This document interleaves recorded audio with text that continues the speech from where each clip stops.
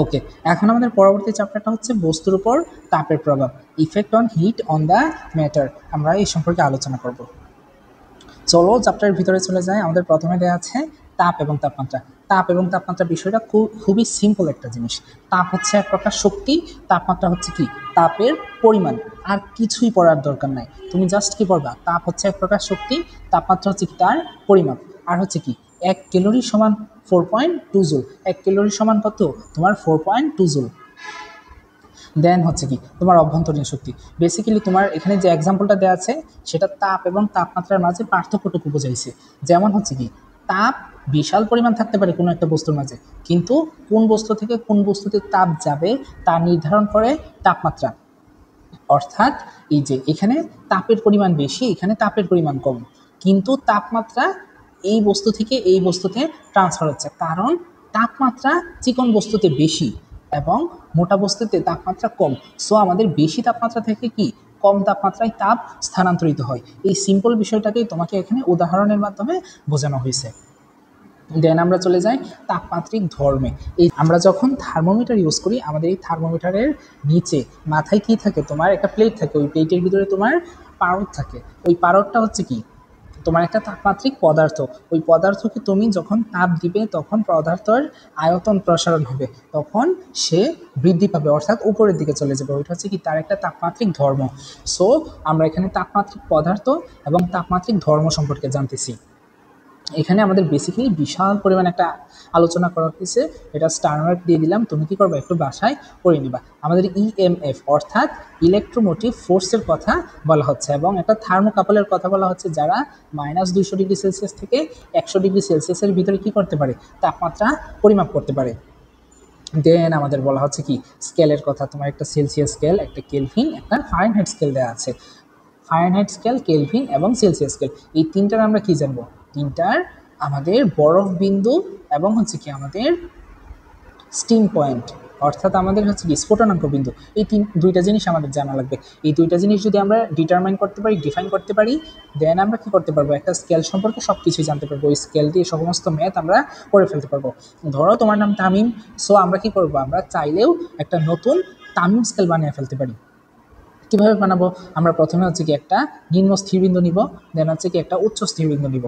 তারপরে আমরা কি করব, ওই সবটা অংশকে আমরা ধরো এখানে 100টা ভাগে ভাগ করে দিব। 100টা ভাগে ভাগ করলে প্রতিটা ভাগ আমাদের কি 1 ডিগ্রি তামিম স্কেলে পরিণত হবে। এভাবে আমরা কি একটা স্কেল তৈরি করতে পারি। এই তিনটা স্কেলের মাঝে আমাদের আইডিয়াল স্কেল অর্থাৎ এসআই স্কেল হচ্ছে কি আমাদের এই কেলভিন স্কেল। এই কেলভিন স্কেলটা কেন, কারণ হচ্ছে কি এখানে পরম শূন্য তাপমাত্রাকে আমরা কি করি, অ্যাবসলিউট জিরো তাপমাত্রাকে আমরা এখানে স্টিম বিন্দু হিসেবে, আমাদের বরফ বিন্দু হিসেবে আমরা ধরে নিছি। সেটা হচ্ছে কি আমাদের -273.15 ডিগ্রি সেলসিয়াস। এটাকে আমরা কি করতেছি, 0 কেলভিন ধরতেছি, অর্থাৎ এই পয়েন্টটা হচ্ছে কি আমাদের 0 কেলভিন। 0 কেলভিনকে আমরা কী করে ধরতেছি, -273.15 ডিগ্রি সেলসিয়াস হিসেবে ধরে নিচ্ছি। দেন আমাদের এখানে ট্রিপল পয়েন্টের কথা বলা হচ্ছে, পানির ট্রিপল পয়েন্টের কথা বলা হচ্ছে। এগুলো খুবই ইম্পর্টেন্ট টপিক্স, এগুলো তুমি কী করবে, বাসায় পড়ে নিবা। দেন আমাদের বলা হচ্ছে আমরা তখন তিনটা স্কেল সম্পর্কে জানছি। এখন তিনটা স্কেলের মাঝে কি আমরা ইন্টার কানেকশন করে দিছি, তাদেরকে আমরা একসাথে এখন স্টাডি করব। আমাদের সেলসিয়াস, কেলভিন এবং ফারেনহাইট স্কেল কীভাবে তারা সম্পর্কযুক্ত আছে এটা আমাদের কি হয়েছে এখানে দেখানো হয়েছে। এই যে তোমার C/5, এটা হচ্ছে কি আমরা আরও ভাঙতে পারি, এটা যদি কাটাকাটি করে দিই, এটা কাটাকাটি করে দিলে আমাদের থাকে 9 থাকে, এখানে কাটাকাটি করে দিলে 5 থাকে, এখানে কত থাকে আমাদের, সরি এখানে আমাদের কত থাকে, দাঁড়াও, এখানে যখন আমরা 20 দ্বারা কাটাকাটি করে দেবো 5 থাকতেছে, এখানেও 5 থাকতেছে, এখানে আমাদের 9 থাকতেছে। সো আমরা লিখতে পারি C/5 equal F-32/9 equal kelvin -273.15/5। এভাবে আমরা কী করতে পারি, পুরা স্কেলটাকে আমরা লিখে নিতে পারি। ওকে, দেন আমাদের একটা ম্যাথ দেওয়া আছে, কী ম্যাথ দেওয়া আছে দেখো তো, এই যে আমাদের এই ম্যাথটুকু দেওয়া আছে। এই ম্যাথটুকু খুবই ইম্পর্টেন্ট, খুবই মানে খুবই ইম্পর্টেন্ট। এটা সব জায়গায় আছে ভাইয়া, তোমার মেডিকেল প্রশ্নে, মেডিকেল ভর্তি পরীক্ষায়ও যদি যাও তোমার এটা চলে আসে, কারণ এটা মুখস্থ বেসড একটা কোয়েশন। নর্মালি তোমাকে যদি কখনো এটা এমসিকিউতে জানতে চাই, তুমি চোখ বন্ধ করে এটা দাগাই দিবা, -40 ডিগ্রি সেলসিয়াস এবং -40 ডিগ্রি ফারেনহাইটে আমাদের সেলসিয়াস এবং ফারেনহাইট স্কেলগুলো কি সমান পাঠ দিয়ে থাকে।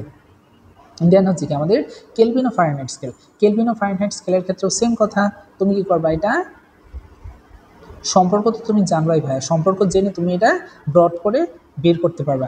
কিন্তু যদি তোমার এমসিকিউতে চলে আসে তখন তুমি কি করবা? তোমার কি টাইম নষ্ট করার সুযোগ আছে? তখন তখন তোমাকে খুবই তাড়াতাড়ি তোমাকে আনসার করা লাগবে। সো তুমি এই জিনিসগুলো একটু মুখস্থ করে ফেলবা।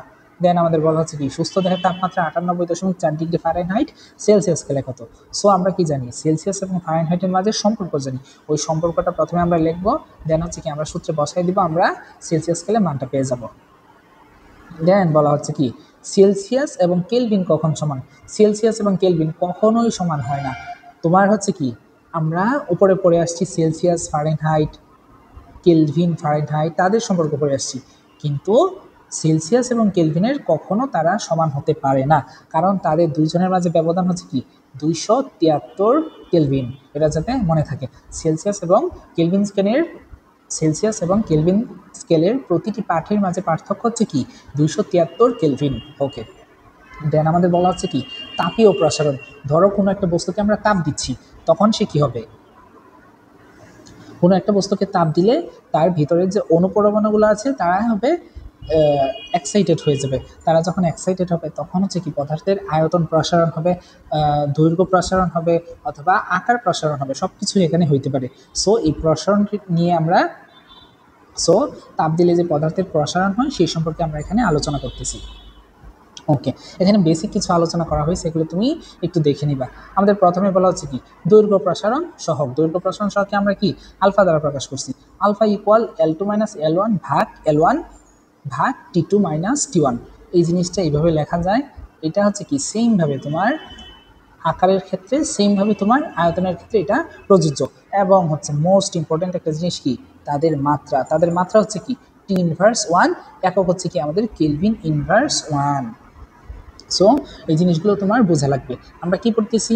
আমরা তাপ প্রয়োগে বস্তুর বৃদ্ধি, বস্তুর কি হয়? প্রসারণ হয়। ওই প্রসারণটা আমরা পড়তেছি, আমরা প্রসারণ সহগ পড়তেছি। বস্তুর দৈর্ঘ্য পরিবর্তনে একটা, আকার পরিবর্তনে একটা, আয়তন পরিবর্তনে আরেকটা হয়। তাদের একক হচ্ছে কি Kelvin−1, মাত্রা হচ্ছে আমাদের T−1। দেন আমাদের কি খুব সুন্দর একটা ম্যাথ দেওয়া আছে। ম্যাথটা খুব ইজি, আমরা যা এতক্ষণ পড়লাম মুখস্থ করলাম ওইটা বসাবো, বসে আমরা নোন মানগুলো এখানে বসাবো। বসানোর পর আমাদের কি আননোন আলফা এর মান বের হয়ে যাবে। খুবই সিম্পল। এই বিষয়গুলো তুমি স্কিপ করবে, এগুলো পড়ার কোনো দরকার নাই, এগুলো জাস্ট প্রমাণ করে দেখানো হয়েছে। এখানে আমাদের প্রমাণ দেখানো হয়েছে। কি দেখানো হয়েছে? তোমার বিটা ইকুয়াল 2 আলফা এবং গামা ইকুয়াল 3 আলফা, এই প্রমাণটুকু আমাদের দেখানো হয়েছে। দেন বলা হচ্ছে উদাহরণ, কাচের গ্লাসে গরম পানি ঢাললে গ্লাস ফেটে যায় কেন? এই ধরনের যে তোমার খুব মজার মজার যে কিছু কোয়েশন থাকে সেগুলো তুমি একটু মনোযোগ দিয়ে পড়ে নিবা, তার বেসিকটুকু জানবা, সেই কারণটুকু তোমার জানার চেষ্টা করবা, কারণ এগুলোই অনেক সময় পরীক্ষায় চলে আসে। যখন তুমি একটা গ্লাসে পানি ঢালবা, গরম পানি ঢালবা, তখন হচ্ছে কি গরম অংশটুকু অর্থাৎ নিচের অংশটুকু হুট করে প্রসারিত হইতে থাকবে। সো তোমার গ্লাসটা ধরো এতটুকু, গ্লাসে তুমি গরম পানি ঢালছো, তোমার নিচের অংশটুকু খুব গরম হয়ে যাবে, সেটা খুব বেশি প্রসারিত হয়ে যাবে, কিন্তু উপরের অংশটুকু ততটা গরম হবে না, সে আগের মতো স্থির থাকবে। এখন নিচের অংশটা কখনো যদি খুব বেশি বড় হয়ে যায় এবং উপরেরটুকু যদি স্থির থাকে, সো কি হবে? আমাদের গ্লাসটা তখন ফেটে যাবে। সেই কথাটা এখানে বলা হয়েছে। দেন বলা হচ্ছে সোনার ঘনত্ব 19.30 গ্রাম/সিসি, দৈর্ঘ্য প্রসারণ সহগ আছে, তাপমাত্রা 100 ডিগ্রি সেলসিয়াস বাড়ালে ঘনত্ব কত হবে? সেম আগের জিনিস, আমরা কি পড়ছিলাম? র ইকুয়াল m/v। ভরটা তো আমরা জানি কখনোই বাড়বে না, আমাদের কি বাড়বে? আমাদের আয়তনটা চেঞ্জ হবে। সো আমরা আয়তন প্রসারণ সহগটা পড়ছিলাম না, ওই সূত্রটা আমরা এখানে কি করব? ইউজ করব। ওই সূত্রটা ইউজ করলে আমাদের কি হবে? নতুন ভি প্রাইম বের হবে, দেন আমরা নতুন র প্রাইম অর্থাৎ নতুন ঘনত্বটা পেয়ে যাব। দেন বলা হচ্ছে কি তাপমাত্রা যদি 1000 ডিগ্রি সেলসিয়াস বাড়ানো হয় তাহলে ঘনত্ব কত হবে? আমাদের সোনার গলনাঙ্ক হচ্ছে কি 1064 ডিগ্রি সেলসিয়াস তাপমাত্রা। সো আমরা এখানে কি একটা এমসিকিউর ইনফরমেশন পেয়ে গেলাম। ইনফরমেশনটা হচ্ছে তোমার সোনার গলনাঙ্ক কত? 1064 ডিগ্রি সেলসিয়াস তাপমাত্রায়। সেমভাবে আমাদের কি বলা হচ্ছে তরল পদার্থের প্রসারণ। তরল পদার্থের প্রসারণ জিনিসটা একটু কমপ্লেক্স, ওই জিনিসটাকে তুমি পড়ে নিবা, কারণ এখানে তোমার কি হচ্ছে প্রকৃত এবং আপাত প্রসারণ, এই দুইটা জিনিস আছে। আপাত হচ্ছে কি তুমি যে গ্লাসে নিয়ে তরলটাকে গরম করতেছো, ওই গ্লাসের আয়তনটা নিয়ে যখন তুমি আয়তন বৃদ্ধিটা হিসাব করবা, তখন তোমার হচ্ছে কি তাকে আয়তন আপাত প্রসারণ বলা হয়। আর যখন শুধুমাত্র পানির প্রসারণটা তুমি হিসাব করবা তাকে কি বলা হয়? প্রকৃত প্রসারণ। এই বিষয়গুলো আমাদের এখানে বলা হচ্ছে, এগুলো একটু ভালো করে দেখে নিবা। দেন বলা হচ্ছে কি তোমার গ্যাসের প্রসারণ। গ্যাসকে আমরা কি করব, যখন হিট দিব তখন হচ্ছে কি তার অণুগুলো কম্পিত হবে এবং তার আয়তন বেড়ে যাবে, সেই কথাটা এখানে বলা হচ্ছে। এবং হচ্ছে কি আমাদের গ্যাসের আদর্শ গ্যাসের যে সূত্র আছে সেটা হচ্ছে আমাদের পিভি ইকুয়াল এনআরটি, সেই জিনিসটা এখানে বলা হচ্ছে। এখানে আর হচ্ছে একটি ধ্রুবক যার মান হচ্ছে কি আমাদের 8.314 জুল পার কেলভিন মোল। এখানে টি হচ্ছে কেলভিন স্কেলে তাপমাত্রা, অর্থাৎ আমাদের বলা হচ্ছে ধ্রুবক যার মান হচ্ছে 8.314 এবং টি হচ্ছে কি তাপমাত্রা যার একক হচ্ছে কি কেলভিন। ওকে, আমাদের এখানে একটা সম্পর্ক দেখানো হচ্ছে, কিসের সাথে সম্পর্ক দেখানো হচ্ছে, তোমার আয়তন প্রসারণ সহগের সাথে তাপমাত্রার একটা সম্পর্ক আছে, ওইটাই আমাদের এখানে দেখানো হচ্ছে। এই বিষয়গুলো কি করবা, একটু মনোযোগ দিয়ে পড়ে নিবা। তারপর বলা হচ্ছে পদার্থের অবস্থার পরিবর্তনে তাপের প্রভাব। এখন তুমি একটা পদার্থকে যত তাপ দিবা তখন কি হবে, তার অণুগুলো ছুটাছুটি করবে, অণুগুলো ছুটাছুটি করে কি করবে, এক সময় তাদের মধ্যে আকর্ষণ যে বলটুকু থাকবে তা আরও কমে যাবে। দেন হচ্ছে কি পদার্থ কঠিন থেকে তরল হয়ে যাবে, তরল থেকে গ্যাসীয় অবস্থায় রূপান্তরিত হবে, সেই কথাগুলো এখানে বর্ণনা করা হয়েছে। এগুলো কি করবা, নিজ দায়িত্বে সেগুলো তুমি নিজ দায়িত্বে একটু ভালো করে পড়ে নিবা। এখানে যে তোমার কঠিন তরল গ্যাসের রূপান্তর সেই বিষয়গুলো এখানে বলা হচ্ছে। এবং বাষ্পীভবনের সুপ্ত তাপ বলে একটা কথা আছে, যার কারণে হচ্ছে কি আমাদের শরীরকে শীতল করে দেয়। কখন করে দেয়, যখন আমরা কোনো একটা ঠান্ডা জায়গায় অথবা খোলা জায়গায় যাই তখন হচ্ছে কি শরীর থেকে আমাদের বাতাসটুকু বাষ্প হয়ে চলে যায় এবং তার সাথে সাথে কি আমাদের বাষ্পীভবনের সুপ্ততাপটুকু তখন হচ্ছে কি আমাদের বাষ্পীভবনের সুপ্ততাপটুকু নিয়ে যায় এবং হচ্ছে কি আমাদের শরীর ঠান্ডা হয়ে যায়। দেন বলা হচ্ছে তোমার তরল পদার্থের অবস্থার রূপান্তর, যেমন হচ্ছে কি আমাদের ঘনীভবন, তারপরে হচ্ছে তোমার কঠিনীভবন, এই বিষয়গুলো তোমার একটু বুঝে বুঝে পড়া লাগবে। তার সংজ্ঞা আছে, সংজ্ঞাগুলো কি করবা, তুমি একটু বই থেকে দেখে নিবা, খুঁজে খুঁজে দেখে নিবা এবং পড়বা এই বিষয়গুলো। তারপর বলা হচ্ছে বাষ্পায়নের নির্ভরশীলতা। এই যে আমরা বললাম, ধরো তুমি এখন ঘেমে আছো, তুমি কি করলা, একটা ঠান্ডা আবহাওয়াযুক্ত একটা পরিবেশে গেলা, একটা বাতাসের মাঝে গেলা, তখন কি হবে, তোমার শরীরটুকু ঠান্ডা হয়ে যাবে। ঠান্ডা হবে কেন, কারণ তোমার বাষ্পীভবনের যে সুপ্ততাপ আছে তা বাতাসের মাধ্যমে নিয়ে নিবে, তখন চলে যাবে। সো ওই বাষ্পীভবনের সুপ্ততাপটুকু যে যখন নিয়ে যাবে তখন হচ্ছে কি আমরা রিল্যাক্স ফিল করবো, আমরা ঠান্ডা হব। তার ওইটাকে আমরা কি বলতেছি, বাষ্পায়ন। এবং বাষ্পায়ন কী কী টপিক্সের উপর, কী কী বিষয়ের উপর নির্ভর করে, বাতাসের প্রবাহ যত বেশি হবে বাষ্পায়ন তত দ্রুত হবে, তরলের উপরিভাগের ক্ষেত্রফল, আমাদের সারফেস এরিয়ার ক্ষেত্রফল যত বেশি হবে তত দ্রুত বাষ্পায়ন হবে, তরলের প্রকৃতির উপর বাষ্পায়ন নির্ভর করে, যেমন উদ্বায়ী পদার্থের বাষ্পায়ন কি সবচাইতে বেশি। তারপর বাতাসের চাপ যত কম হবে বাষ্পায়ন তত বেশি হবে। দেন উষ্ণতা, তরল ও তরলের কাছাকাছি উষ্ণতা যত বেশি হবে বাষ্পায়ন তত বেশি হবে, বায়ুর শুষ্কতার উপরেও নির্ভর করে। সো এই টপিক্সগুলো তুমি একটু ভালোভাবে দেখে নিবা। তারপর বলা হচ্ছে কি আমাদের স্পেসিফিক হিট অর্থাৎ আপেক্ষিক তাপ। আপেক্ষিক তাপের সংজ্ঞাটা ভাইয়া তুমি দয়া করে মুখস্থ করে নিবা, কারণ এটা খুবই ইম্পর্টেন্ট একটা সংজ্ঞা। 1 কেজি পদার্থের তাপমাত্রা 1 কেলভিন বাড়াতে যে পরিমাণ তাপের প্রয়োজন হয় তাকে ওই পদার্থের আপেক্ষিক তাপ বলা হয়। আপেক্ষিক তাপকে আমরা কি এস দ্বারা প্রকাশ করি, সূত্রটা হচ্ছে আমাদের Q/m ইন্টু T2 - T1। তার একক কি, তার এককটা হচ্ছে আমাদের joule per KG per kelvin. Joule per KG per kelvin হচ্ছে কি আমাদের আপেক্ষিক তাপের একক।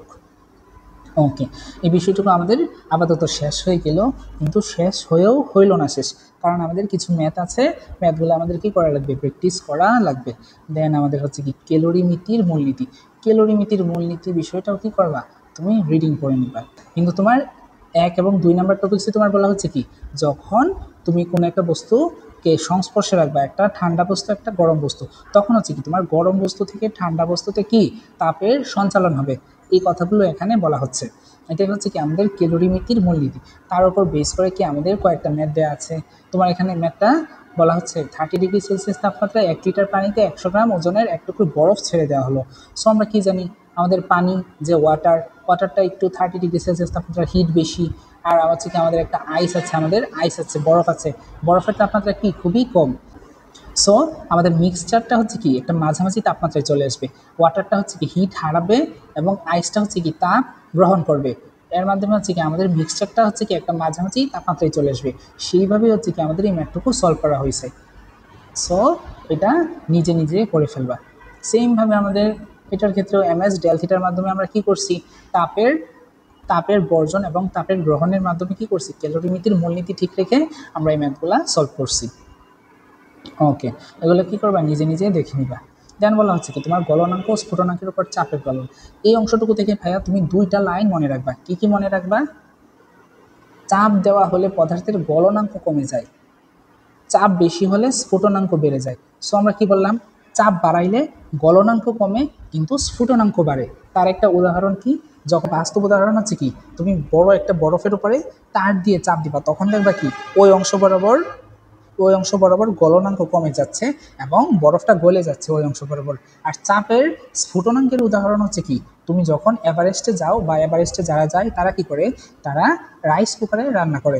ওই রাইস কুকার না, প্রেশার কুকারে রান্না করে। প্রেশার কুকারে কি আমাদের প্রেশারটা বেড়ে যায়, যার কারণে হচ্ছে কি স্ফুটনাঙ্কটাও বেড়ে যায় এবং তাড়াতাড়ি সবজি অথবা মাংস সেগুলা সিদ্ধ হয়ে যায়। এই কথাটুকুই তোমার মনে রাখা লাগবে এখান থেকে, আর কিছুই না। তারপর হচ্ছে আমাদের অনুশীলনীর প্রশ্নগুলো ভাইয়া বারবার বলে আসতেছি, তুমি নিজে নিজে পড়ে ফেলবা। তোমার গাইড আছে, গাইড দেখে দেখে পড়ে ফেলবা, কারণ এগুলা ইম্পর্টেন্ট। কিন্তু একদিন করে প্রতিটা বইয়ের উপর তুমি টাইম দাও, তোমার দেখবা আস্তে আস্তে শেষ হয়ে যাবে। তোমার সার্কুলার সম্ভবত আগস্টের মাঝামাঝি দিকে দিয়ে দিবে। সো তোমরা একটু তাড়াতাড়ি প্রিপেয়ার হয়ে যাও তোমাদের পরীক্ষার জন্য। দেন ক খ, ক খ এগুলা পড়ে ফেলবা।